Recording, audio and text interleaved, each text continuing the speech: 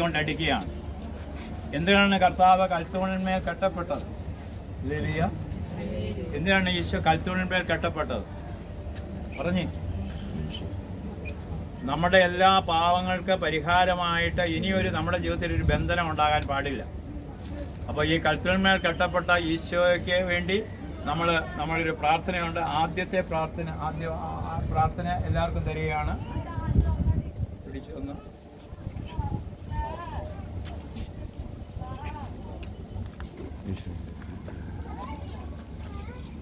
പ്രാർത്ഥനയാണ്. ഈ പ്രാർത്ഥന ചൊല്ലിയാൽ എല്ലാ ബന്ധനങ്ങളിൽ നിന്നും വിടുതലുണ്ടാകുന്നതാണ് സഭ പഠിപ്പിക്കുന്നത്. ഈ പ്രാർത്ഥന 1000 കോപ്പിയാണ് ഒരാൾ അടിച്ചു തന്നത്. ഹല്ലേലൂയ. അപ്പൊ ഈ കോപ്പി ഇന്നോടുകൂടി തീരും. 1000 കോപ്പി. ആർക്കെങ്കിലും അടിച്ചു തരണം, ഒരു 100 കോപ്പിയെങ്കിലും അടിച്ചു തരണമെന്ന് ആഗ്രഹമുണ്ടെങ്കിൽ ഇത് ആദ്യത്തെ പേജില് രണ്ടാം രഹസ്യം, ഈ ദുഃഖത്തിന്റെ രണ്ടാം രഹസ്യമാണെങ്കിൽ മൂന്നാമത്തത് മൂന്നാം രഹസ്യമാണ്. ഈ പ്രാർത്ഥന വലിയ പവർഫുള്ളാണ്. ഈ പ്രാർത്ഥന പറഞ്ഞു കൊടുത്ത് ഏകദേശം ഏതാണ്ട് ഒരു 17ഓളം ക്യാൻസർ രോഗികളായ സിസ്റ്റേഴ്സിന് സൗഖ്യം കിട്ടി. അല്ലെങ്കിൽ തിരക്കത്തിന്റെ പ്രാർത്ഥന. ഈ പ്രാർത്ഥന പോരാ, ഈ മോന് വേണ്ടി നിരന്തരം പ്രാർത്ഥിക്കുന്നു കേട്ടോ. കുറേയുള്ള പ്രാർത്ഥന, മറ്റത് കെട്ടപ്പാട് മാറാനുള്ള പ്രാർത്ഥന കേട്ടോ. നമ്മളിപ്പോൾ ഈ പ്രാർത്ഥന ചൊല്ലാൻ പോവുകയാണ്. ഇങ്ങനെ ഏറ്റു പറയാം. ലോകരക്ഷകനായ ഈശോയെ, അങ്ങേക്ക് അസാധ്യമായി യാതൊന്നുമില്ല. നിർഭാഗ്യ പാപികൾ മനസ്സുരുകി പ്രാർത്ഥിച്ച അങ്ങേക്കത് നിരസിക്കാൻ എന്റെ മേൽ തോന്നി എന്റെ അപേക്ഷ. ഒരു നിമിഷം കണ്ണുകൾ അടച്ച് നിങ്ങളുടെ ആവശ്യങ്ങളെ ഒരു ശ്രദ്ധ, നിങ്ങളുടെ ആവശ്യം എന്താണെന്ന് ഒന്ന് പറയുക. ഏത് മേഖലയിലാണ് കെട്ടപ്പെട്ടത്? ജോലിയുടെ മേഖലയിലാണോ? സാമ്പത്തിക മേഖലയിലുള്ള കെട്ടപ്പാടുകളാണോ? ഞാൻ ആഗ്രഹിക്കുന്ന വിഷയങ്ങളുടെ മേഖലയിലുള്ള കെട്ടപ്പാടുകളാണോ? ആ കെട്ടപ്പാടുകൾ എന്താണെന്നൊന്ന് വെളിപ്പെടുത്താം.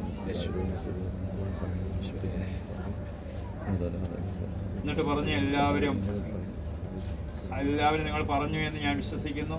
സാധിച്ചു തരണമേ. ഒരിക്കൽ കൂടി ആ പ്രാർത്ഥന കരങ്ങൾ വിരിച്ചു പിടിച്ചെന്ന് പറഞ്ഞ് ലോകരക്ഷകനായ അങ്ങേക്ക് അസാധ്യമായ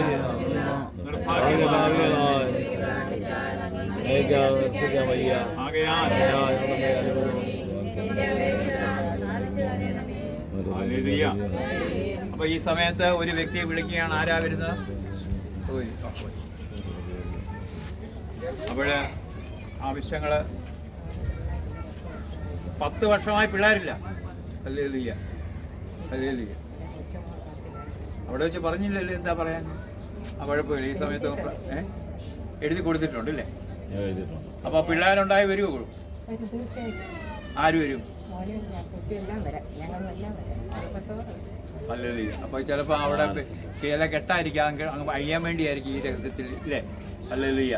അപ്പൊ നമുക്ക് ഈ സഹോദരിക്ക് വേണ്ടി പ്രാർത്ഥിക്കുകയാണ്. എല്ലാവരും ഇതിലേക്ക് കരങ്ങൾ നീട്ടിപ്പിടിച്ചുകൊണ്ട് ഒന്ന് സ്തുതിച്ച് യേശുവേ.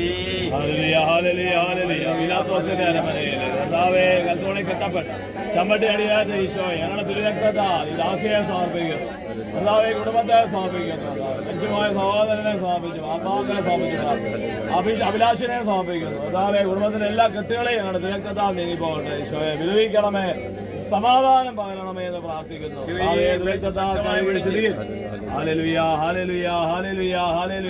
എല്ലാ വേദനകളുടെ ഭാരങ്ങളും നീങ്ങി പോകട്ടെ.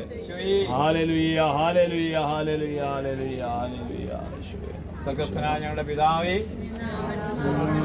രാജ്യം വരണമേ, സ്വർഗ്ഗത്തിലെ പോലെ ഭൂമിയിലുമാണ്.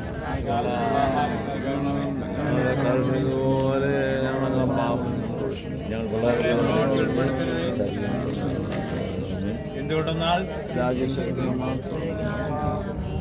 ദൈവകൃപ നിറഞ്ഞ മറിയമേ സ്വസ്തി.